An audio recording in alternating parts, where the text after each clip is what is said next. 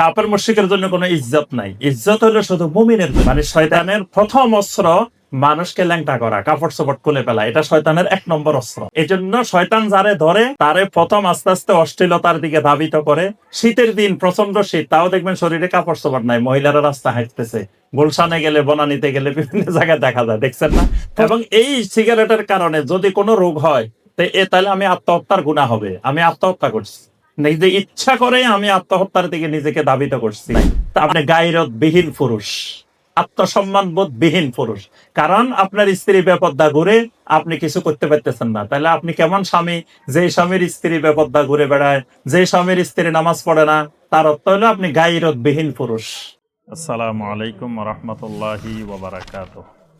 আলহামদুলিল্লাহি ওয়াহদা ওয়াসসালাতু ওয়াসসালামু আলা মান লা নাবিয়্যা বা'দা ওয়া আলা আলিহি ওয়া সাহবিহি ওয়া মাওয়ালা। আজকে সেমিনারের মূল বিষয় ইসলামী সমাজ গঠনে নারীর ভূমিকা। আসলে নারী কেন্দ্রিক বাংলাদেশে তেমন সেমিনার, ইসলামিক সেমিনার কম হয়। নারী কেন্দ্রিক যেসব সেমিনার করে, নারী মানে ইসলাম বিদ্বেষীরা করে, নারীবাদীরা করে। নারীবাদ এটা ইসলাম বিরোধী একটি ফর্মুলা, একটা থিওরি। এই নারীবাদী যারা বিশ্বাসী, তারা নারী কেন্দ্রিক সেমিনার করে। আমরা এমনি নারী কেন্দ্রিক বিভিন্ন সময় ওয়াজ মাহফিলে বিভিন্ন জায়গায় আলোচনা করি, কোরআন হাদিসের আলোকে জুমার খুতবায় আলোচনা করি, বিভিন্ন জায়গায় করি। কিন্তু শুধু নারী কেন্দ্রিক সেমিনার খুব কম হয় আমাদের মধ্যে। হয় না এমন না, অনেক হয়, কিন্তু তুলনামূলক কম হয়। তা আলহামদুলিল্লাহ, আজকে আল এহসান ইসলামিক সোশ্যাল ডেভেলপমেন্ট সেন্টার খুব সুন্দর একটি প্রতিপাদ্য বিষয় নিয়ে, যে ইসলামী সমাজ গঠনে নারীর কি ভূমিকা, এই নারী কেন্দ্রিক এই সেমিনারটির আয়োজন করেছে। তো আমি ওই দিন এক জায়গায় মাহফিলে গেছি, জামালপুর। তো জামালপুরে একজন বলতেছেন যে আপনারা ওলামায়ে কেরামেরা খালি নারীদের বিরুদ্ধে আলোচনা করেন, নারীদের পক্ষে, নারীদেরকে উদ্বুদ্ধ করে আপনারা তো ওয়াজ মাহফিলে আলোচনা করেন না। খালি আপনারা বলেন যে নারীরা জাহান্নামে যাবে, জাহান্নামে যাবে, এটা করলে জাহান্নামে যাবে, এটা করলে জাহান্নামে যাবে। এখন নারীরা সহজে জান্নাতে কেমনে যাইবো, এটা তো আপনারা বলেন না। জাহান্নামের ভয় না দেখাই উনি বলতেছে যে আপনারা জান্নাতের রাস্তা দেখান। আমি বললাম যে জাহান্নামের রাস্তা না জানলে, জাহান্নামের রাস্তা না চিনলে জান্নাতে যাওয়া যায় না। জান্নাতের রাস্তা চিনতে হইলে জাহান্নামের রাস্তাও চিনা লাগে। কারণ জাহান্নামের রাস্তা থেকে মুক্ত হইলেই তো জান্নাতের রাস্তা খুঁজে পাবে। এখন সে জাহান্নামের রাস্তায় হাঁটতেছে, সে চিনতেছে না এটা জাহান্নামের রাস্তা, তাহলে তো সে আর জান্নাতের রাস্তায় আসবে কিভাবে? তা আসলে উনাদের এই ধারণা ঠিক না। আমরা এই দেশে আলেম ওলামা আলহামদুলিল্লাহ হাজার হাজার আলোচনা করতেছেন নারীদেরকে দিনমুখী করার জন্য। এবং এই দেশে নারীদের মধ্যে এখনো স্বামীর আনুগত্য যতটুকু আছে, তারপরে শালীনতা যতটুকু আছে, তারপরে আপনার নারীরা বিভিন্ন ক্ষেত্রে শিক্ষা দীক্ষা যতটুকু আছে, এগুলো ওলামায়ে কেরামেরই অবদান। এই দেশে ইসলামিক ব্যক্তিত্বদের উদ্বুদ্ধকরণের ফলে এগুলো এতটুকু পর্যন্ত আছে। তো এই জন্য আমরা নারীকে আমাদের শত্রু মনে করি না। নারীরা আমাদের সহযোগী, নারীরা আমাদের গুরুত্বপূর্ণ ভূমিকা রাখতে পারে আমাদের সমাজ গঠনে, পরিবার গঠনে, অর্থনৈতিক গঠনে, সবকিছুর ক্ষেত্রে নারীদের বিশাল ভূমিকা।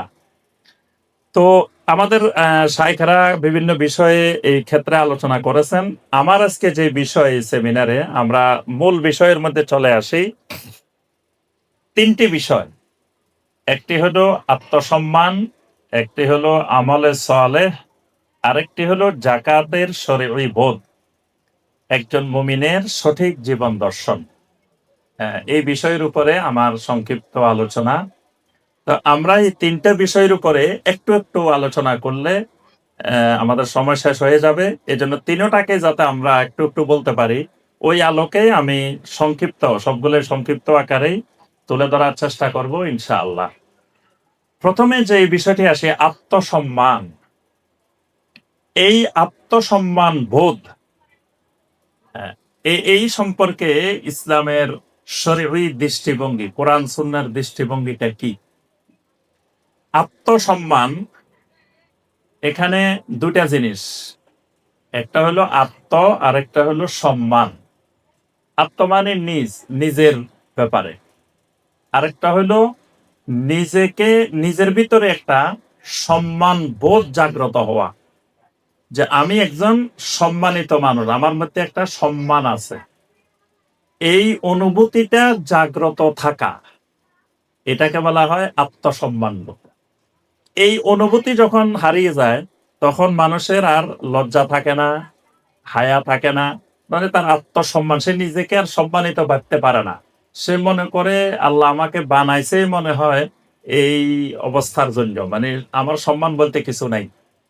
কিন্তু আসলে আল্লাহ রাব্বুল আলামিন প্রত্যেকটা বানি আদমকে সম্মানিত করে বানিয়েছেন। আল্লাহ পাক কোরআনে কারিমে বলছেন, ওয়ালাকাদ কাররামনা বানি আদম, আমি আদম সন্তানকে সম্মানিত করেছি। সুবহানাল্লাহ। সে মুসলিম হোক, অমুসলিম হোক, কাফের হোক, যেই হোক, কিন্তু সে বানি আদম, আদমের সন্তান, সে মানুষ। এই মানুষ হিসাবে তার একটা সম্মান আছে। আল্লাহ রাব্বুল আলামিন এই সম্মানটা প্রত্যেক মানুষের ভিতরে আল্লাহ পাক দিয়ে দিয়েছেন।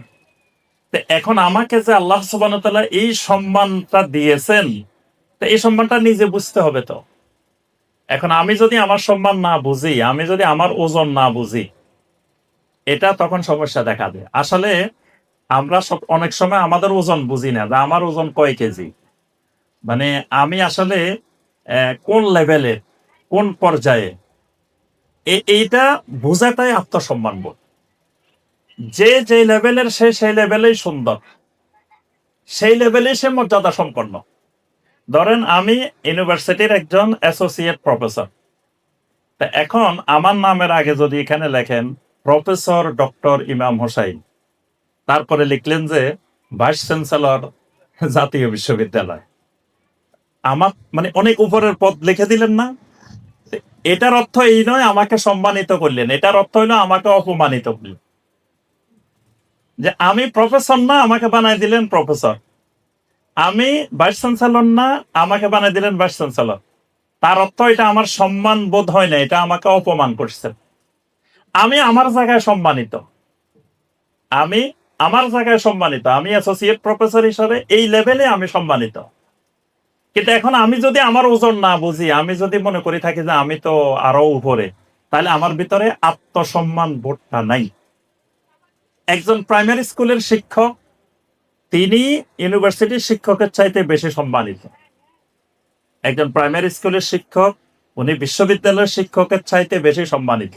কারণ উনি যদি এই ছাত্রটাকে সরেও সরিয়া না শিখাইতেন, আলিফ বা তা না শিখাইতেন, ABCD না শিখাইতেন, তো এটা ইউনিভার্সিটি পর্যন্ত যাইতে পারতো না। তাহলে ইউনিভার্সিটি পর্যন্ত যাওয়ার ক্ষেত্রে সবচেয়ে বেশি ভূমিকা যার, তিনি প্রাইমারি স্কুলের শিক্ষক, প্রাইমারি স্কুলের টিচার। তাহলে তার সম্মান ইউনিভার্সিটির টিচারের সম্মানের চেয়ে বেশি। কিন্তু এটা উপলব্ধি করার কারণ নাই যে উনি বিশ্ববিদ্যালয়ের শিক্ষক, আমি তো প্রাইমারি স্কুলের শিক্ষক।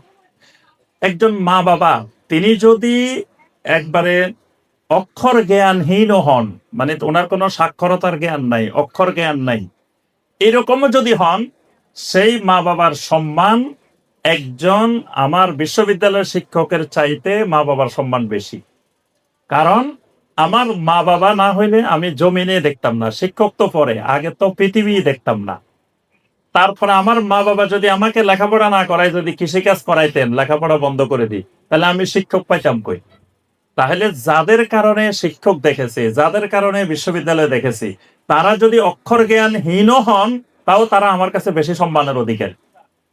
এজন্য এই যে লেভেলটা বোঝা, মানে ওজনটা বোঝা, আমার ওজন কতটুকু, আমার ওজন 10 কেজি না 20 কেজি, আমার ওজন 10 কেজি, আমি যদি 20 কেজি মনে করি বসে থাকি, মানে বেশি বড় মনে করি বসে থাকি, এটাও আত্মসম্মান বোধের খেলাফ, বিপরীত। আবার আমার ওজন 10 কেজি, আমি বসে আছি 2 কেজি মনে করে, এইটাও আত্মসম্মান বোধের খেলাফ।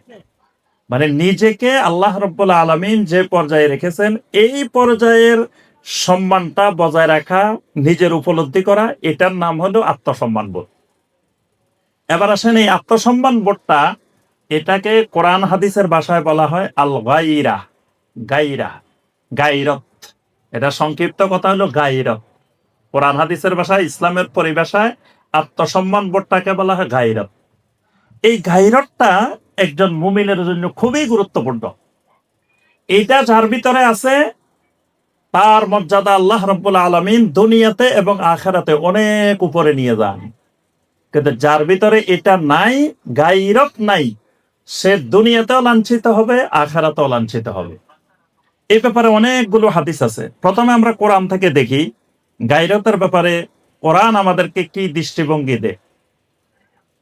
প্রথম কথা দেখেন, আল্লাহ রাব্বুল আলামিন সূরা তাহরিমের 6 নম্বর আয়াতে আল্লাহ পাক বলছেন, ইয়া আইয়ুহাল্লাযীনা আমানু ও আনফুসাকুম ওয়া আহলিকুম নারা ওয়াকুদুহান নাস ওয়াল হিজারাহ। ইয়া আইয়ুহাল্লাযীনা আমানু, হে ঈমানওয়ালারা, ও আনফুসাকুম, তোমার নিজেকে রক্ষা করো, ওয়া আহলিকুম, তোমার আহালকে রক্ষা করো। কিসের থেকে? নারা, জাহান্নামের আগুন থেকে। ওয়াকুদুহান নাস ওয়াল হিজারা, যে জাহান্নামের জ্বালানি হবে মানুষ আর পাথর। এখানে দেখেন ঈমানদারকে লক্ষ্য করে আল্লাহ পাক প্রথম বলছেন কু আনফুসাকুম। প্রথম কিন্তু আহলিকুম বলা হয় নাই, যে তোমার আহালকে জাহান্নামের আগুন থেকে রক্ষা করো। এটার আগে আল্লাহ বলছেন কু আনফুসাকুম, তোমার নিজেকে জাহান্নামের আগুন থেকে বাঁচাও। তাহলে একজন মুমিন আহাল নিয়ে চিন্তা করার আগে নিজের চিন্তা করতে হবে, সমাজ নিয়ে চিন্তা করার আগে নিজের চিন্তা করতে হবে। তারপরে আপনার ধরেন আমি এখানে আলোচনা করতেছি, কোরআন হাদিসের কথা বলতেছি, এখন আমাকে মনে করতে হবে যে এটা আগে আমার জন্য, তারপরে আপনাদের জন্য। নবী সাল্লাল্লাহু আলাইহি সাল্লামকে যখন কেউ বলতেন ইয়া রাসূলুল্লাহ সাল্লাল্লাহু আলাইহি ওয়াসাল্লাম আমাদেরকে একটু উপদেশ দেন, তখন নবী সাল্লাল্লাহু আলাইহি ওয়াসাল্লাম বলতেন উসিকুম ওয়া নাফসি বিতাকওয়াল্লাহ, আমি তোমাদেরকে ওসিয়ত করতেছি, ওয়া নাফসি, এবং আমার নিজেকে ওসিয়ত করতেছি, বিতাকওয়াল্লাহ, আল্লাহর তাকওয়ার, আল্লাহর ভয়ের। তাহলে আরেকজনকে ওসিয়ত করার আগে, আরেকজনকে নসিহত করার আগে, আরেকজনকে ওয়াজ করার আগে, ওয়াজটা আগে নিজের জন্য, তারপরে অন্যের জন্য। এখন ধরেন আমার ওয়াজ শুনি আপনারা সবাই জান্নাতে চলে গেলেন, আমি জান্নাতে যেতে পারলাম না, তাহলে আমার ওয়াজ করে লাভটা কি? তার থেকে ওয়াজ না করি বসে থাকা ভালো। রাতের 1টা পর্যন্ত ওয়াজ করলাম, ফজরের নামাজে আমি যাইতে পারলাম না, আপনারা আমার ওয়াজ শুনি ফজরের নামাজে নামাজি হয়ে গেছেন, তা আমার লাভটা কি হয়েছে? আমি ক্ষতিগ্রস্ত। আমি ওয়াজ করিও জাহান্নামে যাওয়া লাগবে, কারণ আমি ফজরের জামাত ধরতে পারি নাই, ফজরে উঠতে পারি নাই। তাহলে এই যে মানে আল্লাহ সুবহানাহু ওয়া তাআলার নির্দেশনা যে তোমার নিজেকে আগে জাহান্নামের আগুন থেকে বাঁচাও, এই নিজেকে বাঁচানোর জন্য যে উপলব্ধি, এটাকে শরীয়তের ভাষায় বলা হয় আত্মসম্মানবোধ, গায়রত। আল্লাহ পাক বলছেন ওয়ালা তাকতুলু আনফুসাকুম, খবরদার তোমরা নিজেরা নিজেদেরকে হত্যা করিও না। নিজেরা নিজেকে হত্যা করিও না। নিজেরা নিজেকে কেমনে হত্যা করে? এমন জিনিস, যেই জিনিস সর্বসম্মতভাবে আপনার আমার শরীরের জন্য ক্ষতিকর। এখন সবাই বলতেছে, সারা দুনিয়ার সবাই বলতেছে এটা আপনার জন্য ক্ষতিকর, আমি শুনতেছি না কোনো কথা, আমি তারপরও এটা খাইতেছি, তারপরও এটা পান করতেছি, তার অর্থ আমি আমার নিজেকে ধ্বংসের দিকে ঠেলে দিচ্ছি। এটা আত্মহত্যা। ধরেন এই যে ধূমপান স্বাস্থ্যের জন্য ক্ষতিকর, এই ধূমপান যে ক্ষতিকর এই ব্যাপারে পৃথিবীর সমস্ত ডাক্তার, সমস্ত চিকিৎসক একমত, কারো কোনো দ্বিমত নাই। একজন ডাক্তারও বলে নাই ধূমপানের মধ্যে এই এই উপকারিতা আছে। এ পর্যন্ত শুনছেন কোনোদিন যে ধূমপান করলে এই এই উপকার হয়? কোন ডাক্তার, পৃথিবীর কোন চিকিৎসক বলছেন? আপনাদের এলাকায় মনে বলছেন কোন ডাক্তার? আপনারা কথা বলেন না, মনে বলছে ধূমপান করলে কোনো উপকার শুনছেন কোনোদিন? কি শুনছেন? খালি ক্ষতি আর ক্ষতি, ক্ষতি আর ক্ষতি। ধূমপান বিষ পান, ধূমপান ক্যান্সারের কারণ, ধূমপান এটার কারণ, এরকম শুনছেন না? তাহলে সারা পৃথিবীর সমস্ত চিকিৎসক, সমস্ত বিশেষজ্ঞ একমত এটা ক্ষতিকর, তারপরে আমি শুনতেছি না, এটা খাইতেই আছি, এটা পান করতেই আছি, তার অর্থ আমি আমার নিজেকে ধ্বংসের দিকে ঠেলে দিচ্ছি। এবং এই সিগারেটের কারণে যদি কোনো রোগ হয়, তাহলে আমি আত্মহত্যার গুনাহ হবে, আমি আত্মহত্যা করছি, নিজে ইচ্ছা করে আমি আত্মহত্যার দিকে নিজেকে ধাবিত করছি। তা আল্লাহ মানা করছেন ওয়ালা তাকতুলু আনফুসাকুম, নিজেরা নিজেদেরকে হত্যা করিও না। ওয়ালা তুলকু বিআইদিকুম ইলা তাহলুকা, তুমি তোমার নিজেকে ধ্বংসের দিকে ঠেলে দিও না। কিন্তু আমি ধ্বংসের দিকে ঠেলে দিচ্ছি, জেনে শুনে, জেনে বুঝে। আচ্ছা, ফজরের নামাজ না পড়লে জাহান্নামে যেতে হবে এটা জানে না মুন্সিগঞ্জে এরকম লোক মনে হয় একজনও নাই, একজন মুসলমানও নাই। কি আছে এরকম মুসলমান যে ফজরের নামাজ পড়ে না, সেই জাহান্নামে যাইতে হবে বা জান্নাতে যাইতে পারবে না এই কথা জানে না এরকম মানুষ মুন্সিগঞ্জে আছে? আছে মনে হয়, আছে, একজনও নাই। সবাই জানে যে সে জাহান্নামে যাইতে হবে, কিন্তু ফজরের নামাজে মুসল্লি নাই, জানি শুনি নাই। তার অর্থ হইলো কি, সে নিজেকে নিজে জাহান্নামের আগুন থেকে ঠেলে দিচ্ছে। সে নিজেকে জাহান্নামের আগুন থেকে রক্ষা করার কোনো কাজ করতেছে না। তার অর্থ হইলো তার ভিতরে গায়রাত নাই, তার ভিতরে আত্মসম্মান বোধ নাই। এই জন্য বান্দা যখন গুনাহ করে এটাকে বলা হয় নফসের উপরে জুলুম করছে। রব্বানা যালামনা আনফুসানা, রব্বুল আলামিন আমি আমার নফসের উপরে জুলুম করছি। তো জুলুমটা কেন? কারণ আমার নিজেকে জান্নাতের দিকে না নিয়ে আমি জাহান্নামের দিকে নিয়ে গেলাম। তাহলে এই যে কোরআনে দেখবেন অসংখ্য নির্দেশ, আল্লাহ পাক বারবার বলছেন যে নিজেকে বাঁচাও, নিজেকে রক্ষা করো, নিজেকে ধ্বংসের দিকে ঠেলে দিও না। ওয়ালা তুসাক্কু আনফুসাকুম, নিজেকে নিজে চারিত্রিক সনদ দিও না, নিজেকে নিজে পবিত্র ঘোষণা করিও না, নিজেকে ভালো মনে করিও না। মানুষের অভ্যাস, মানুষ নিজেকে নিজে ফেরেশতা মনে করে, সবাই সবাইকে ভালো মনে করে, মনে হয় যে আমার থেকে ভালো মানুষ পৃথিবীতে নাই। আল্লাহ বলছে খবরদার, নিজেকে নিজে ভালো মানুষ মনে করিও না। যত ভালো মানুষ মনে করবে শয়তান তত তোমাকে ধোকার মধ্যে, প্রতারণার মধ্যে ফেলে দিবে। নিজেকে সবসময় ফাউদ্দু সাইয়্যাতিকুম, আব্দুল্লাহ বিন মাসউদ রাদিয়াল্লাহু তাআলা আনহু সবসময় বলতেন ফাউদ্দু সাইয়্যাতিকুম, তুমি বসে বসে তোমার গুনাহগুলা গণো। আজকে কয়টা গুনাহ করছো এটা গণো, এক বছরে কয়টা গুনাহ করছো এটা গণো, মাসে কয়টা গুনাহ করছো এটা গণো। এই যে গুনাহ গণা, দেখবেন গুনাহ কেউ গণে না। তসবিহ গনে, সুবহানাল্লাহ গনে, আল্লাহু আকবার গনে, লা ইলাহা ইল্লাল্লাহ গনে, কিন্তু গুনাহ গুনতে কোনো মানুষের দেখবেন না যে হে বসে বসে তসবিহ নিয়ে গুনাহ গুনতেছে যে আমি আজকে সকাল থেকে কয়টা মিথ্যা কথা বলছি, কয়টা ধোঁকাবাজি করছি, কয়টা প্রতারণা করছি, কয়টা কি করছি, এগুলা গনে না। এগুলা গুনলে কিন্তু মানুষ জান্নাতি হয়ে যেত। সাহাবায়ে কেরামরা বসে বসে এগুলা গুনতেন, গুনাহ গুনতেন, কয়টা গুনাহ করছে, কিন্তু গুনাহ গণনা না, কেউ গুনার হিসাবও করে না, গুনাহ গণেও না। এই যে গুনাহ গণনা করা, নিজেকে জাহান্নামের আগুন থেকে রক্ষা করা, নিজেকে এই জিনিস করলে আমার জাহান্নামে যাওয়া লাগবে এটা জেনে শুনেও এইদিকে ধাবিত হওয়া, তার অর্থ হলো আমার ভিতরে গায়রত নাই। এরপরে দেখেন কয়েকটা হাদিস দেখে, আমরা সময় কম, বিস্তারিত আলোচনার সুযোগ নাই। আহ, সুনানে বাইহাকির হাদিস, আল্লাহ রাসূল সাল্লাল্লাহু আলাইহি ওয়াসাল্লাম বলেন আল গায়র ইন্নাল গায়রাতা মিনাল ঈমান ওয়া ইন্নাল মিজাআ মিনান নিফাক। নবী সাল্লাল্লাহু আলাইহি ওয়াসাল্লাম বলেন আত্মসম্মান বোধ থাকা এটা ঈমানের একটা অংশ, এটা ঈমান। আর নিজেকে আত্মসম্মান বোধ না রেখে, মানে আত্মসম্মান বোধ হারিয়ে ফেলা, এটা মুনাফিকের লক্ষণ। কারণ মুনাফিকের মধ্যে আত্মসম্মান বোধ থাকে না, ইমানদারের মধ্যে সবসময় গায়রত থাকে। ইমানদার একটা নিজেকে সম্মানী মানুষ মনে করে, কারণ আল্লাহ পাক ঘোষণা দিয়েছেন ইন্নাল ইজ্জাতা লিল্লাহি ওয়া লিরাসূলিহি ওয়া লিল মুমিনিন। জমিনে যদি ইজ্জত থাকে, এক নম্বর ইজ্জত আল্লাহ রাব্বুল আলামিনের, তারপরের ইজ্জত আল্লাহর রাসূলের, তারপরের ইজ্জত ইমানদারের, মুমিনের। তাহলে আমি একজন মুমিন, তাহলে জমিনে সবচাইতে সম্মানিত, সবচাইতে আপনার সম্মানের অধিকারী আমি মুমিন। এই জন্য মুমিন মারা গেলেও, ওই আমাদের এলাকার প্রবাদ বাক্য আছে, রাজার হাতে বাইসলেও লাখ টাকা, মূল্যেও লাখ টাকা। আপনাদের এলাকায় আছে এটা? এটা শুনছেন কোনোদিন? রাজার হাতে বাইসলেও লাখ টাকা, মূল্যেও লাখ টাকা। ইমানদার বাইসলেও সম্মানিত, মারা যাওয়ার পরেও সম্মানিত। এই জন্য মারা যাওয়ার পরে ইমানদারকে গোসল দিতে হয়, সুন্দর করে গোসল করাইতে হয়, ইমানদারকে সুন্দর করে কাফন পরাইতে হয়, ইমানদারকে কাঁধের উপরে তুলে কবরস্থানে নিয়ে যাইতে হয়, ইমানদারের জানাজার সালাত আদায় করতে হয়, সম্মানের সাথে তাকে কবরে রাখতে হয়, সম্মানের সাথে উপরে মাটি দিতে হয়, কোনো জায়গায় যেন তার সম্মানের হানি না হয়। কিন্তু কাফের মারা গেলে, মুশরিক মারা গেলে এই সম্মান সে দুনিয়াতেও পাবে না, আখিরাতেও পাবে না। কারণ কাফের মুশরিকের জন্য কোনো ইজ্জত নাই, ইজ্জত হলো শুধু মুমিনের জন্য।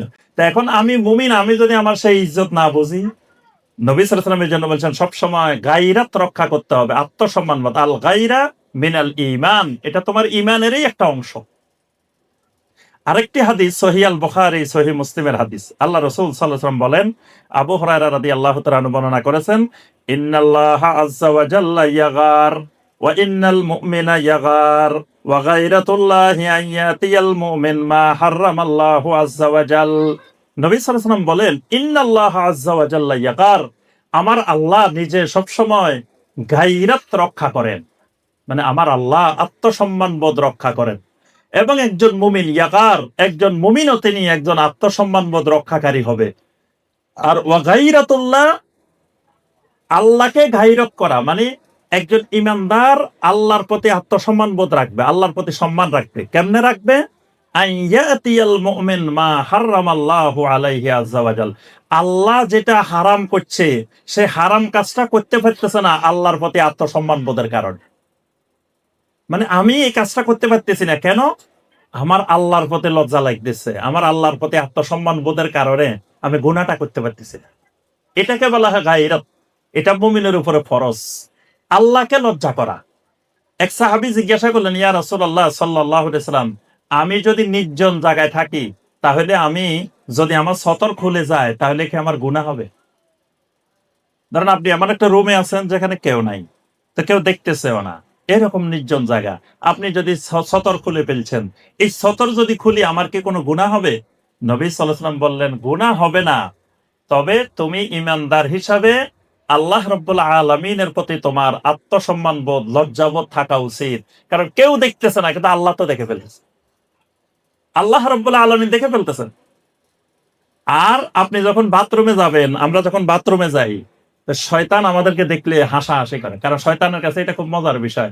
এজন্য শয়তান সর্বপ্রথম আমাদের আব্বা আম্মারে ল্যাংটা করে চাটছে। মানে শয়তানের প্রথম অস্ত্র মানুষকে ল্যাংটা করা, কাপড় চোপড় খুলে ফেলা, এটা শয়তানের 1 নম্বর অস্ত্র। এজন্য শয়তান যারে ধরে তারে প্রথম আস্তে আস্তে অশ্লীলতার দিকে ধাবিত করে। শীতের দিন প্রচন্ড শীত, তাও দেখবেন শরীরে কাপড় চোপড় নাই, মহিলারা রাস্তা হাঁটতেছে। গুলশানে গেলে, বনানীতে গেলে বিভিন্ন জায়গায় দেখা যায়, দেখছেন না? প্রচন্ড শীত, এর কাছে শীত লাগতেছে না, এই কাপড় চোপড় নাই, সামান্য একটু পরে রাস্তা দিয়ে হাঁটতেছে, তারা শয়তানে গ্রাস করে ফেলছে। মানে শয়তান যারে যত বেশি গ্রাস করে তাকে তত বেশি লজ্জা হারায় ফেলায়, লজ্জাহীন ভাবে, অশ্লীল ভাবে তাকে ঘোরাফেরা করায়। কারণ শয়তান সর্বপ্রথম আমাদের আব্বা আম্মা আদম আলাইহিস সালামকে এবং হাওয়া আলাইহিস সালামকে জান্নাতের মধ্যে আল্লাহ যে গাছের কাছে যাইতে নিষেধ করছেন সে ওয়াসওয়াসা দিয়ে সেখানে নিয়ে গেছেন।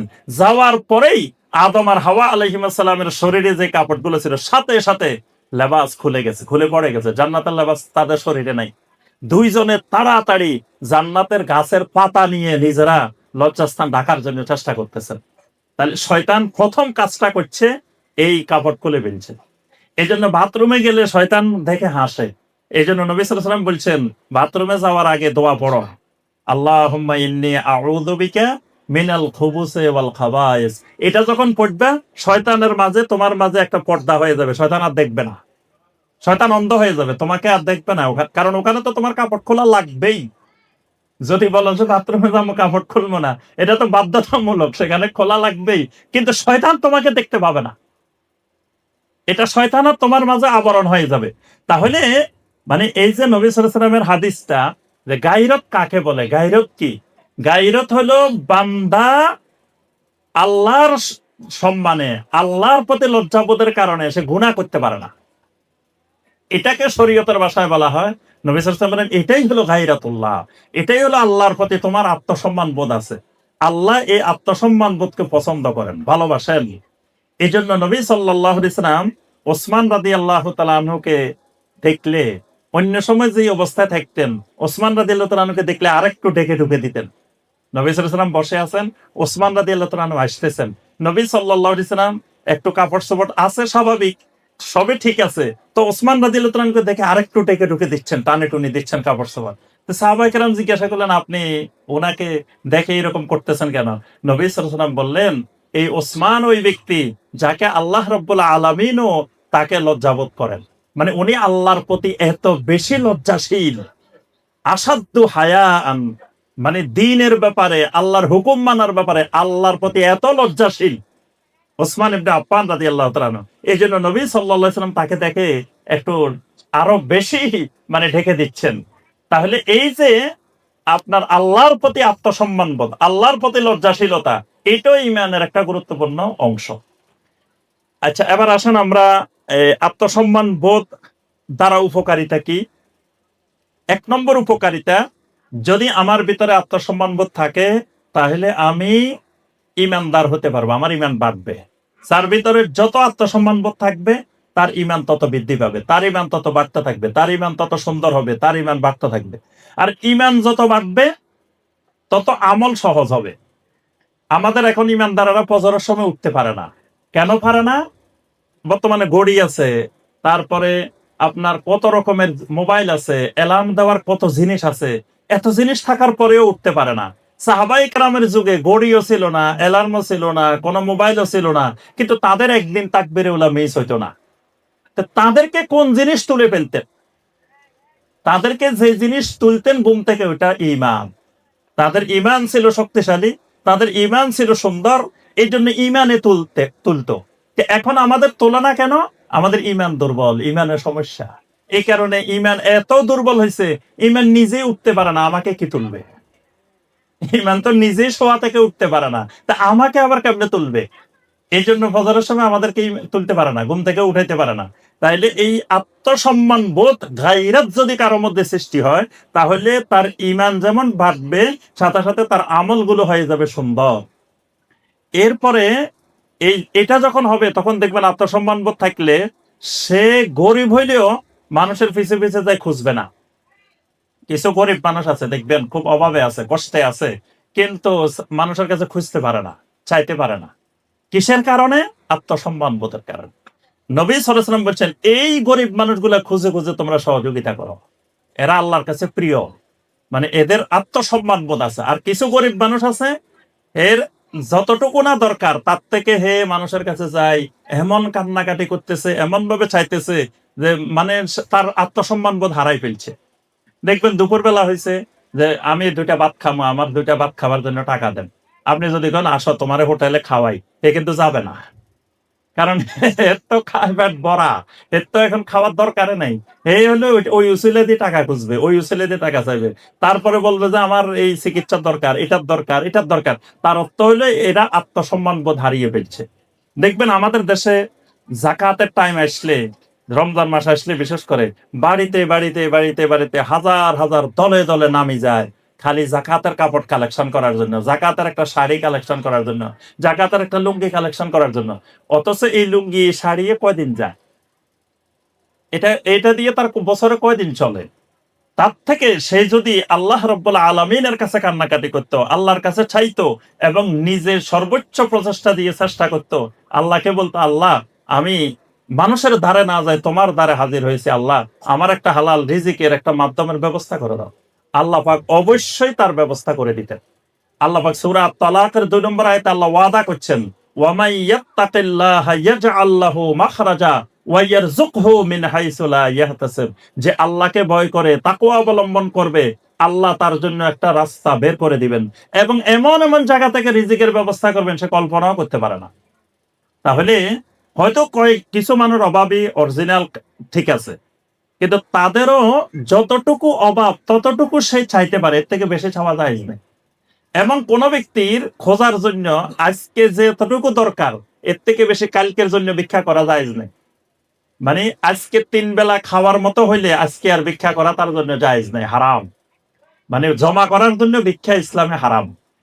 হয়তো আজকে তার ঘরে কিছুই নেই, তার কোনো দিক থেকে তার খাবারের পরিবারের মানুষ নিয়ে বা সে নিজে খাইবে এরকম কিচ্ছু নাই, তখন সে মানুষের কাছে গিয়ে সাহায্য চাইতে পারে যে ভাই আমার আজকে চলার মতো কিচ্ছু নেই। এটা কালকের জন্য সে খুঁজতে পারে না আজকে, বা আমার 1 মাসের জন্য জমা করে রাখি, 6 মাসের জন্য জমা করে রাখি, এটা কিন্তু চাইতে পারে না।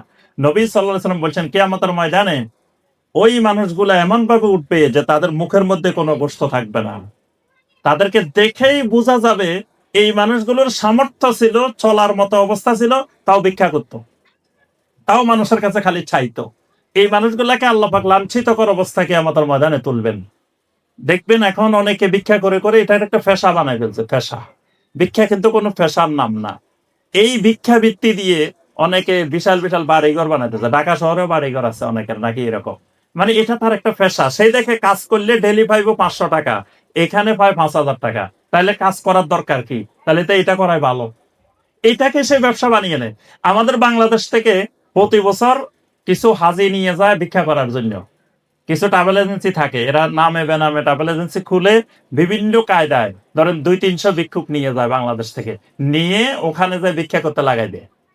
এবং ওই এদের সাথে কন্ট্রাক্ট আছে যে ভিক্ষা করে যা পাইবো অর্ধেক ওই ট্রাভেল এজেন্সির যারা নিয়ে যাবে তারা, আর অর্ধেক ওই ভিক্ষুক নিবে। তাই ধরেন এই যে 40 দিন 45 দিন যদি ভিক্ষা করে, তাহলে দেখা যায় যে এই সে ধরেন 4-5 লাখ টাকা ইনকাম হয়ে গেছে।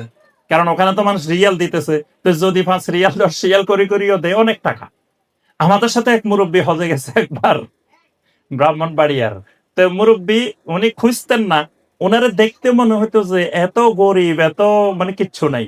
তো উনি হারামের সামনে যে বসে থাকেন, মানুষ আসি ওনারে 5 রিয়াল 10 রিয়াল 50 রিয়াল 100 রিয়ালও দিয়ে যায়।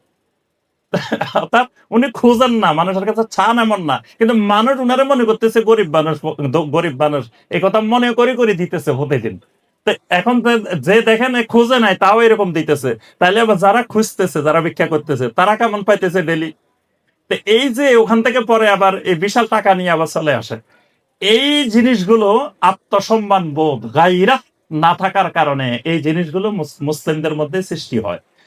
আচ্ছা, এরপরে যখন দেখবেন যে আপনার মধ্যে আত্মসম্মানবোধ সৃষ্টি হবে, তখন আপনার নৈতিকতা, সম্মান এবং আপনার আত্মবিশ্বাস এগুলো খুব দৃঢ় হয়ে যাবে। আত্মসম্মানবোধ থাকলে আপনার সামাজিক আচার আচরণ আপনার পরিবর্তন হয়ে যাবে। আপনি সব জায়গায় সব কথা বলতে পারবেন না, সব জায়গায় সব কাজ করতে পারবেন না। আপনার একটা সম্মান বোধ আছে, আপনি এই জন্য মুখে দিয়ে যা মনে চায় তা বাইর করতে পারবেন না, যে কোনো শব্দ বাইর করতে পারবেন না যদি আপনার ভিতরে গায়রাত থাকে। তারপরে আপনার ভিতরে যদি গায়রাত থাকে, আপনার স্ত্রী বেপরদা বাহির হবে, আর আপনি স্বাচ্ছন্দ্যে সুন্দরভাবে সমাজে ঘুরে বেড়াচ্ছেন, তারও তো আপনার মধ্যে গায়রাত নাই। আপনি গায়রত বিহীন পুরুষ, আত্মসম্মান বোধ বিহীন পুরুষ। কারণ আপনার স্ত্রী বেপরদা ঘুরে, আপনি কিছু করতে পারতেছেন না। তাহলে আপনি কেমন স্বামী? যে স্বামীর স্ত্রী বেপরদা ঘুরে বেড়ায়, যে স্বামীর স্ত্রী নামাজ পড়ে না, তার অর্থ হলো আপনি গায়রত বিহীন পুরুষ। এই জন্যই এই গায়রত বিহীন পুরুষকে কিয়ামতের ময়দানে জাহান্নামে যাওয়া লাগবে। কারণ স্ত্রীর উপরে আপনি দায়িত্বশীল। আপনার যদি গায়রত থাকে, তাহলে আপনার অধীনে থেকে আপনার স্ত্রী, আপনার ছেলে মেয়ে আল্লাহর নাফরমানি করতে পারে না। নাফরমানির কোনো সুযোগ তাদেরকে দেওয়া যাবে না। দেওয়া মানে আপনার মধ্যে গায়রাতুল্লাহ নাই, গায়রাতুল্লাহ হারিয়ে ফেলছেন। আচ্ছা, গায়রাতের ব্যাপারে আরেকটু কথা বলে আমরা শেষ করব। সেটি হলো গায়রত সৃষ্টি হওয়ার জন্য কি করা দরকার, এটা বলে শেষ। যে আমার আপনার মধ্যে, আমরা তো সবাই চাই আমার মধ্যে আত্মসম্মান বোধ সৃষ্টি হোক, আমার মধ্যে গায়রাত সৃষ্টি হোক। তো এই গায়রাত সৃষ্টি হওয়ার জন্য, গায়রাতটা বাড়ার জন্য আমাদের কিছু করণীয় আমল, এগুলো করলে আমাদের মধ্যে আত্মসম্মান বোধটা বেড়ে যাবে, আল্লাহ পাক বাড়াই দিবেন। 1 নম্বরে যেটা করতে হবে সেটি হলো আমাদেরকে বিশেষ করে চলাফেরার ক্ষেত্রে শালীনতা বজায় রাখা, শালীনতা রক্ষা করা। শালীনতাটা কেমন? পুরুষের ক্ষেত্রেও নারীর ক্ষেত্রেও, দুই ক্ষেত্রে শালীনতা বজায় রাখলে আত্মসম্মান বোধ বৃদ্ধি পায়। শালীনতাটা কেমন? ধরেন আপনি এমন একটা প্যান্ট পরছেন, পুরুষ মানুষ, আপনি এমন একটা প্যান্ট পরছেন, আপনার সামনে পিছনে যা কিছু আছে সব বোঝা যাইতেছে, তার অর্থ হলো আপনার মধ্যে আর শালীনতা নেই, শালীনতা হারাই ফেলছেন। এরকম কিছু মুসল্লিও মসজিদে দেখা যায়, সেজদায় গেছে, সব বাইরে রয়েছে, সব বোঝা যাচ্ছে পিছন থেকে, তার কি আছে না আছে সব বোঝা যাচ্ছে স্পষ্ট। তাহলে বোঝা গেল তার মধ্যে শালীনতা নাই। আপনি প্যান্ট পরছেন ভালো কথা, প্যান্টের উপর আপনি একটা পাঞ্জাবি পরেন, ভিতরে প্যান্ট পরছেন, এখন আপনি প্যান্টের উপরে একটা পাঞ্জাবি পরেন হাঁটু পর্যন্ত, এখন আপনার পাঞ্জাবির কারণে আপনার ভিতরের কিছু কিন্তু আর প্রকাশ পাবে না, বোঝা যাবে না, তার তো আপনার মধ্যে শালীনতা আছে। কিন্তু আপনি প্যান্টও পরছেন, আবার শার্ট পরছেন উপরে দিয়ে, প্যান্টটা একটু ঢিলে ঢালা বা সাধারণ পরেন নাই, আপনি টাইট একটা প্যান্ট পরে বসে রয়েছেন, রুকুত গেলে সব বোঝা যাচ্ছে, সেজদা গেলে সব বোঝা যাচ্ছে, চলাফেরায় বোঝা যাচ্ছে, প্রস্রাব করার সময় বসতে পারতেছেন না, দাঁড়া দাঁড়া প্রস্রাব করতেছেন, তার অর্থ হইলো আপনার মধ্যে শালীনতার অভাব। এই শালীনতার অভাব যত বেশি হবে, তত আত্মসম্মান বোধ সৃষ্টি হবে না। শালীনতা যত বেশি আমি চেষ্টা করব, তত আল্লাহ রাব্বুল আলামিন আমার মধ্যে আত্মসম্মান বোধ বাড়াই দিবেন। ঠিক নারীদেরকে, নারীরা তাদের জিনাত যত বেশি প্রকাশ না করবে, তত বেশি তাদের মধ্যে আত্মসম্মান বোধ তৈরি হবে। জিনাত বলতে তাদের চেহারাটা তাদের জিনাত, তাদের মুখমণ্ডলটা তাদের জিনাত।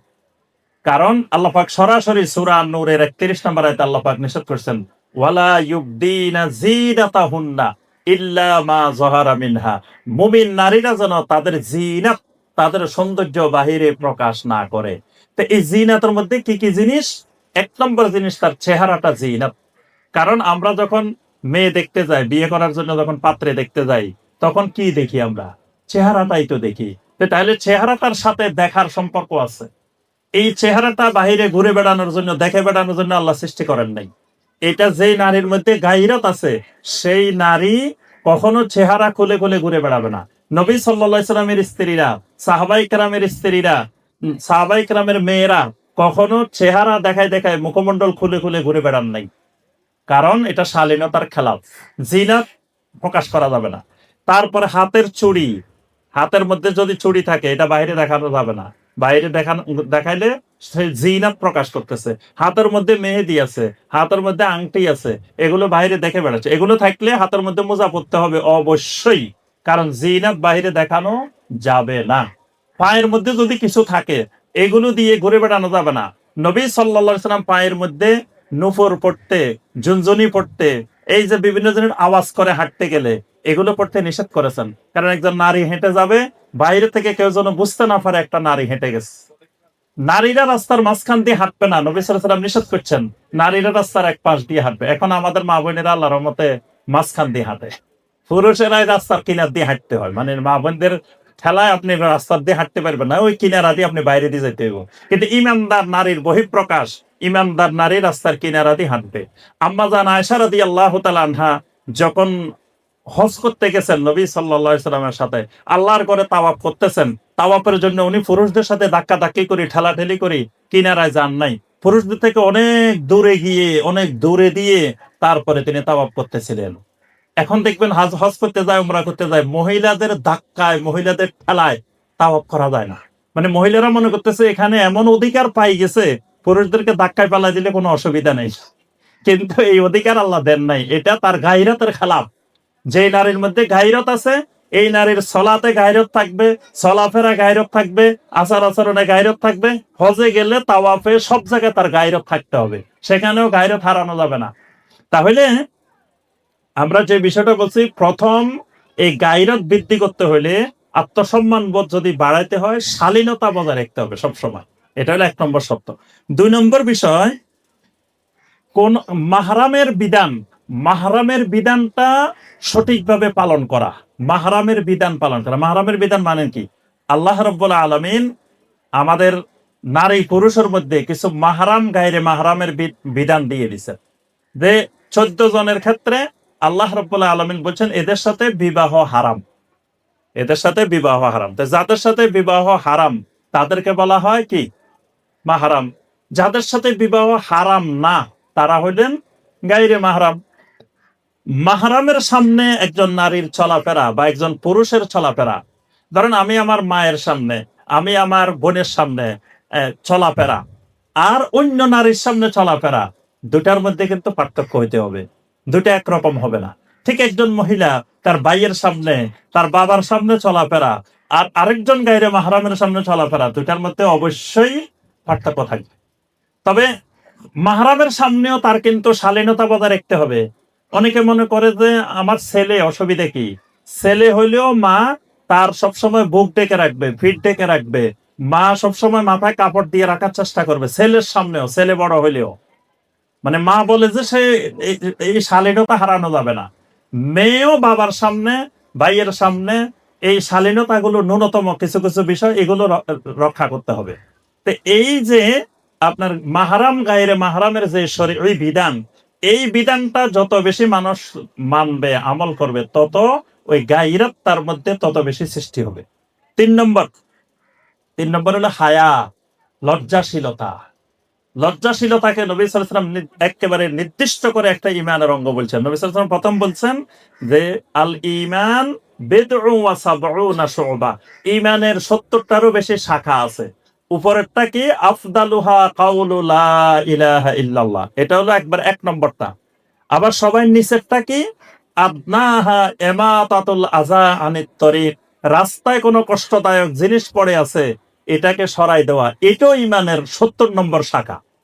1 নম্বর লা ইলাহা ইল্লাল্লাহ, 70 নম্বর আপনার এমাতাতুল আযা আনিত তরিক, রাস্তা থেকে কষ্টদায়ক জিনিস সরানো। মাঝখানের গুলো নবী সাল্লাল্লাহু আলাইহি ওয়াসাল্লাম এই হাদিসে বর্ণনা করেন নাই। 1 নম্বরটা 70 নম্বরটা বর্ণনা করছেন, মাঝখানের গুলা থেকে শুধু একটা বর্ণনা করছেন।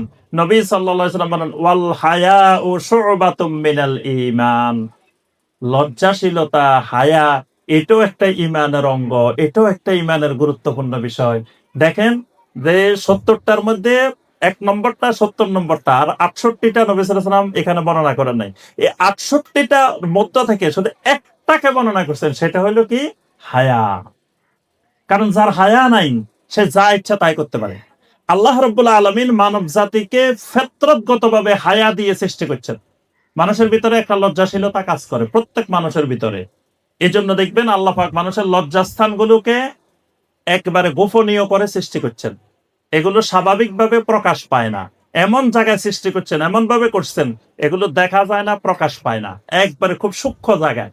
এটা মানুষের লজ্জাশীলতার বহিঃপ্রকাশ। আল্লাহ রাব্বুল আলামিন সৃষ্টি করছেন লজ্জা দিয়ে, কিন্তু শয়তান প্রথম মানুষের লজ্জা তুলে দেয়।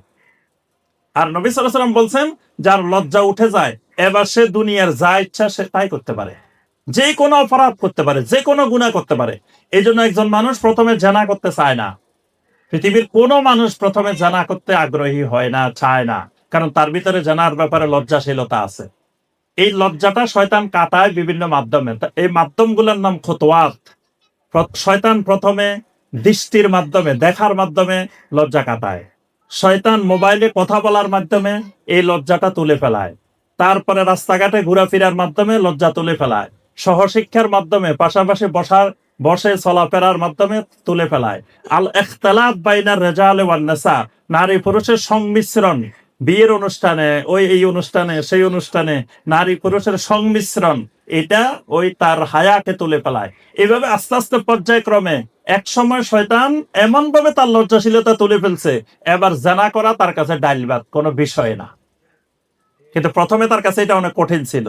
তো এটা এই জন্য নবী সাল্লাল্লাহু আলাইহি ওয়াসাল্লাম বলেছেন আল হায়াউ শু'বাতুম মিনাল ঈমান, লজ্জাশীলতা ঈমানের একটি গুরুত্বপূর্ণ অংশ। তাহলে 3 নম্বরে আত্মসম্মানবোধ তৈরি হতে হলে হায়া লাগবে। 4 নম্বর সবসময় হেমায়াতুল আরাদ, মানে সবসময় নিজের সম্মান, নিজের উপলব্ধি, নিজেকে উপলব্ধি করতে হবে। মানে আমি একজন মুমিন, আমি এই সমাজের একজন ইমানদার ব্যক্তি, আমি একজন দায়িত্বশীল ব্যক্তি। সুতরাং আমার আচার আচরণ, আমার কথাবার্তা, আমার চলাফেরা, এটা যেন আমার এই ইমানদারের পরিচয়ের সাথে, সমাজের এই পরিচয়ের সাথে যেন বজায় থাকে। এইটা সবসময় লক্ষ্য রাখলে আত্মসম্মান বোধ বাড়বে। আরেকটা হলো গাদ্দুল বাসার। আত্মসম্মান বোধ বাড়ার জন্য গাদ্দুল বাসার, এই চোখের হেফাজত, চোখের দৃষ্টি সংরক্ষণ। দৃষ্টি সংরক্ষণ যত বেশি হবে, আত্মসম্মান বোধ, গায়রাত তত বেশি তৈরি হবে। নবী সাল্লাল্লাহু আলাইহি ওয়াসাল্লাম বলেন, এই চোখের দৃষ্টির যে তীর, এই তীরটা শয়তানের, ইবলিসের তীরের চাইতেও বিষাক্ত। মানে চোখ দিয়ে মানুষ এত বেশি কিছু করতে পারে, যেটা শয়তান তীর মারিও এত কিছু করতে পারে না। চোখ দিয়ে যা করতে পারে, চোখের ইশারায়, চোখের মাধ্যমে অনেক গুনাহের কাজ, অনেক অপরাধ হয়। আমি সংক্ষেপে একটা কথা বলি, যে মক্কা বিজয়ের পরে তখন নবী সাল্লাল্লাহু আলাইহি ওয়াসাল্লাম কয়েকজনের নাম ধরে ধরে বলে দিয়েছেন, এই এই এই এই এর কোনো ক্ষমা নাই, এর যেখানে পাওয়া যাবে হত্যা করা হবে। এখন ওই নামের তালিকার মধ্য থেকে একজন আসছে, এসে বলতেছে, ইয়া রাসূলুল্লাহ সাল্লাল্লাহু আলাইহি ওয়াসাল্লাম, আমি ইসলাম গ্রহণ করতে চাই, আমি ইসলাম গ্রহণ করতে চাই। নবী সাল্লাল্লাহু আলাইহি ওয়াসাল্লাম কিছুই বলতেছেন না, হাও বলতেছেন না, নাও বলতেছেন না। সে বারবার খালি অনুরোধ করতেছে, নবী সাল্লাল্লাহু আলাইহি ওয়াসাল্লাম কিচ্ছু বলতেছেন না। অনেকক্ষণ হয়ে গেছে। তারপরে নবী সাল্লাল্লাহু আলাইহি ওয়াসাল্লাম তাকে ইসলাম গ্রহণ করাইছেন, কালেমা পড়াইছেন।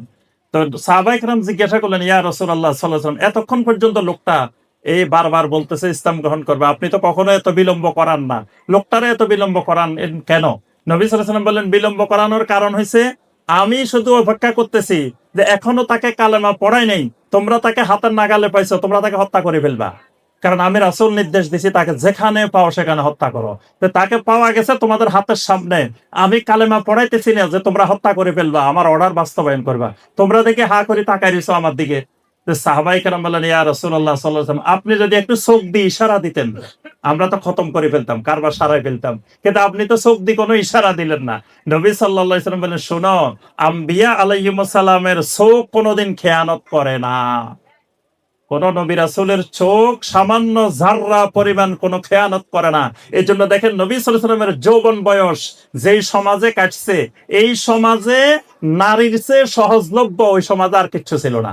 মানে আপনি চাইলে 100 জন নারীর সাথেও জানাবে বিচার করতে পারেন, কেউ খারাপও মনে করে না, কিচ্ছু মনে করে না, এরকম একটা সমাজ। সেই সমাজে মুহাম্মদুর রাসূলুল্লাহ সাল্লাল্লাহু আলাইহি ওয়াসাল্লাম কোনোদিন এই চোখ দিয়ে একটা নারীর দিকে তাকান নাই। সুবহানাল্লাহ। ওইরকম সমাজে বড় হয়েছেন, ওইরকম সমাজে ছিলেন, জেনা করা তো দূরের কথা, একটা নারীর দিকে চোখ দিয়ে তাকান নাই, কারণ নবী রাসূলের চোখ যাররা পরিমাণ খেয়ানত করে না।